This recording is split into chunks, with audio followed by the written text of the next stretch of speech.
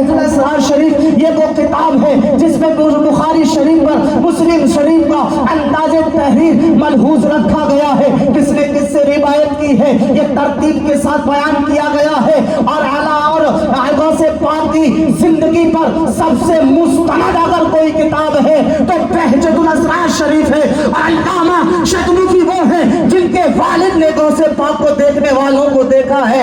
ये ऐसे बुजुर्ग हैं और इन्होंने ऐसी मौत पर रिवायतें लिखी है। तो सुनो आयते खिज्र के बारे में बायजुद इरशाद क्या लिखते हैं। आयते खिज्र से पूछा गया गौसे आजम का मर्तबा क्या है, तो आयते खिज्र फरमाते हैं रसूलुल्लाह से पहले जितने अंबिया किराम गुजरे हैं उन अंबिया की उम्मत में गौसुल आजम जैसा वली पैदा नहीं हुआ, और उम्मत मोहम्मदिया से लेकर इमाम मेहदी तक गौसे पाक जैसा वली पैदा नहीं हो सकता।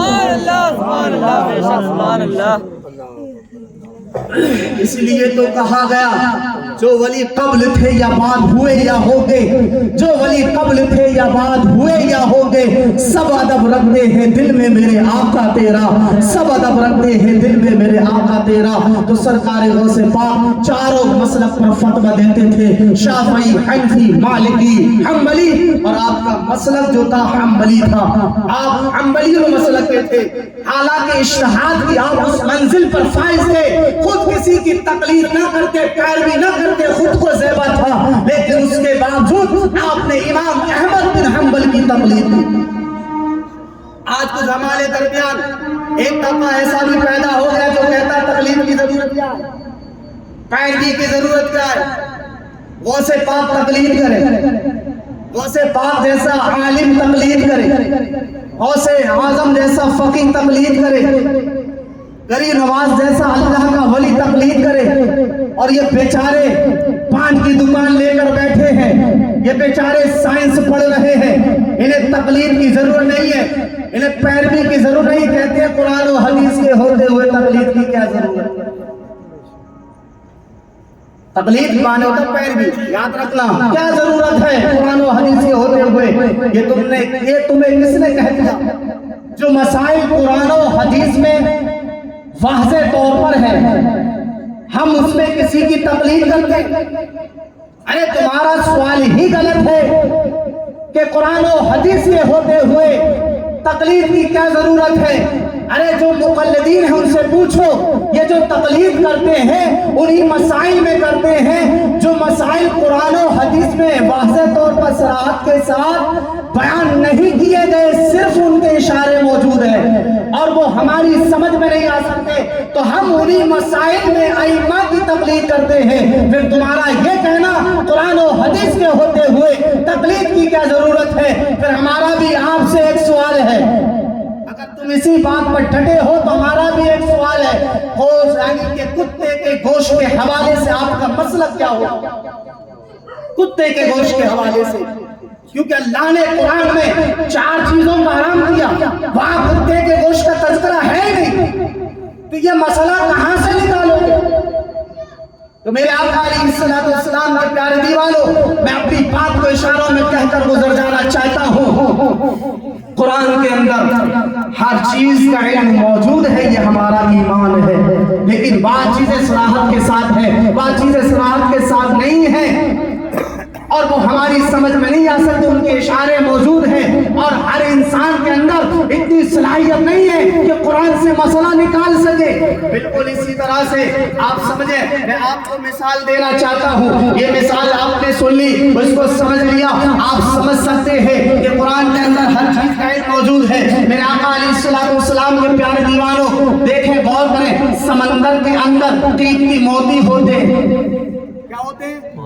कीमती मोती होते हैं। इस पर सब राजी है, आलिम हो, जाहिल हो, मुत्तकी हो, परहेजगार हो, सब इस पर मुत्तफिक है कि समंदर के अंदर कीमती मोती होते हैं।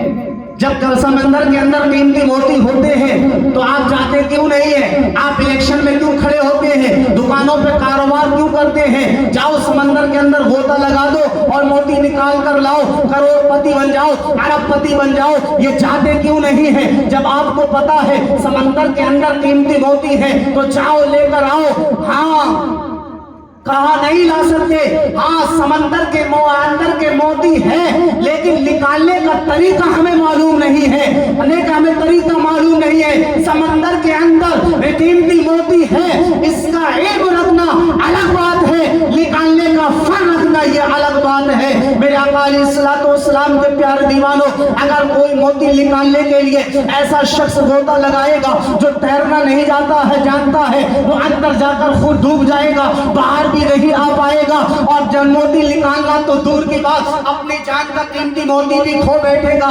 तो मेरे आका अलैहिस्सलातु वस्सलाम के प्यारे दीवानों, अब मुझे बताओ, जब समंदर से कीमती मोती निकालना होता है तो उन हजरात को तलाश करते हैं जो तैराकी जानते हैं, तैरना जानते हैं, वो समंदर के अंदर गोता लगाते हैं और उसके अंदर जाते हैं, जो फन रखते हैं, सांस रोकने का फन, तलाश करने का फन, वो अंदर जाकर मोती निकाल कर लाते हैं, लोगों के सामने पेश करते हैं, लोग इस्तेफादा करते हैं। अब लोग इस्तेफादा करते हैं, उससे फायदा उठाते हैं। तो कुरान मुकद्दस भी बगैर किनारे का समंदर है, इस सबको मालूम है, इसके अंदर मसाइल के मोती मौजूद है, नमाज के मोती मौजूद है, ज़कात के मसाइल के मोती है, हज के मसाइल के मोती है। लेकिन चूंकि दुनिया के समंदर में हम तैराकी नहीं जानते हैं तो वहां से हम मोती नहीं निकाल सकते। तो कुरान के अंदर से मोती निकालना भी किसी आम आदमी का काम नहीं है, या जिसने सऊदी जाकर अरबी सीख ली हो उसका काम नहीं है।